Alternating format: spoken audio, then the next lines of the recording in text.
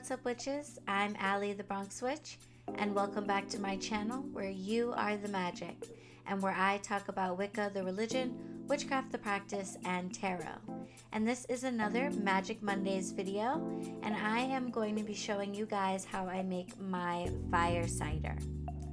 Fire cider is a really awesome folk magic and folk medicine recipe that you can really find in different versions all over the world, but was recently repopularized by Rosemary Gladstar. And basically what it is an herb and spice infused vinegar. And the herbs and spices that we use in the fire cider have a ton of medicinal and magical properties that are really useful for keeping your immune system boosted and helping you to fight off coughs and cold through the cold and flu season. One of the coolest things about fire cider and pretty much any folk recipe is that you start with a foundation and then you're allowed to freestyle based on your intention, your tastes, and what you've got in your cupboards. So when it comes to fire cider, we start off with raw apple cider vinegar and some staple herbs and spices like ginger, lemon, and garlic. And then you have a lot of leverage to do what you'd like after that.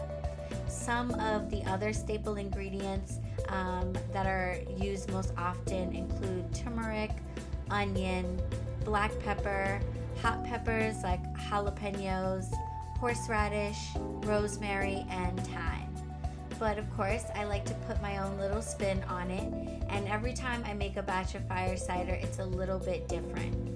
For this batch, I'm going to be adding some scallions, some red finger peppers, and a good amount of pineapple. So you can make as much or as little fire cider as you think you'll need. I'm going to make more batches as the winter goes on, so for now I'm just starting off with 32 ounces. So I've got a 32 ounce glass jar here.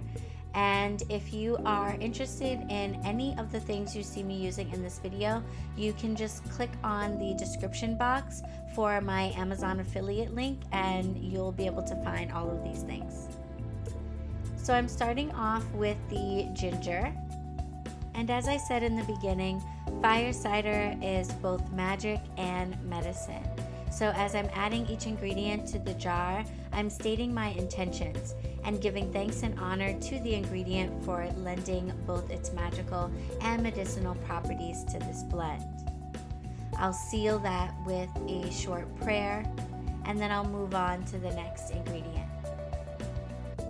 My favorite part about folk magic and folk medicine is the freestyling, because that's really how I cook, it's how I practice my magic. I use a combination of my senses, my intuition, and what I happen to have on hand a lot in both my cooking and my magic. It's often a pinch of this and a pinch of that, and oh, you know what? Let me put in a little bit of that. But I did sit down and write out the recipe for this for you if you think it will be helpful, and you can find it down below in the description box. So what are the medicinal benefits of these herbs? Well, ginger has a main bioactive compound called gingerol, and that makes it a powerful anti-inflammatory and antioxidant. It's great for fighting off the flu and common cold. Turmeric has been used in food and medicine in India for thousands of years, and it contains curcumin, another powerful anti-inflammatory and antioxidant. The medicinal benefits of scallions are very similar to the medicinal benefits of onions and garlic, but I wanted to add them because I grew these myself and I was just really proud of that. Garlic is really high in sulfur compounds, which turn out to be great for fighting off colds. In fact, if you took a garlic supplement every day, you could reduce your chance of catching a cold by 60% and can shorten the length of your cold by up to 3 days. Onions are in the same family as garlic, and they have lots of antioxidants as well as antibacterial properties. Spicy peppers in general are full of capsaicin, which is a useful anti-inflammatory, but jalapenos specifically have high amounts of vitamin C and vitamin B6, both of which are useful for fighting off colds. I like to add pineapple to my fire cider because, I mean, come on, it's pineapple, it's delicious. This is going to add a lot of sweetness and flavor, and it's going to make taking my fire cider every day a little bit easier. But pineapple is also packed with a lot of nutrients and vitamins, including vitamin C. Both rosemary and thyme are very high in vitamins A and C, and they're both antispasmodics, which means they'll help to cut down on any cough.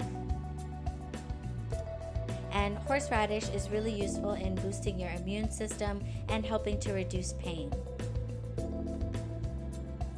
If you can find fresh horseradish root at your local market, then that is awesome, but if not, that's okay. Out of the jar is fine. Lemon juice is high in vitamin C, of course. And finally, we're going to add some ground black pepper. And black pepper has its own medicinal benefits, but the most important reason why we're adding it is because it helps the curcumin in the turmeric to be absorbed into your bloodstream.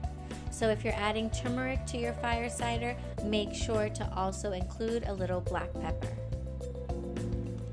And not surprisingly, when it comes to the magical properties of all of these ingredients, if you look at their folk usage and the ways that people have worked with these herbs and spices for years and years, most of them are related to protection, warding off evil, driving away negative influences, or bringing blessings, abundance, and good health into your life.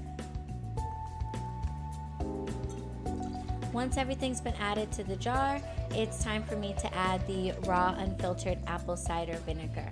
And you'll notice that I put a lot of stuff into my jar. I probably could have put a little bit less because I had to wait for the vinegar to really settle before I could add more on top. So the recipe that I've included in the description box below has slightly less than what I actually used here in this video. So you don't have to worry about having that problem if you follow the recipe that I included. But if you do overpack your jar, that's okay. All I had to do was just wait in between adding vinegar to the jar so that it could settle and thoroughly mix around everything and give me some space to add more. All in all, I probably got somewhere between 8 and 12 ounces of vinegar into the jar. I'm going to top this off with a plastic lid instead of the metal lid that came with the jar. And that's because I filled my jar all the way to the top, and the vinegar is going to be coming into contact with my lid. If I let vinegar sit in contact with a metal lid for too long, it's going to corrode and rust, and that's not going to be good. So I definitely recommend getting some plastic lids for your jar so you can fill it all the way up to the top and not have to worry about any corrosion.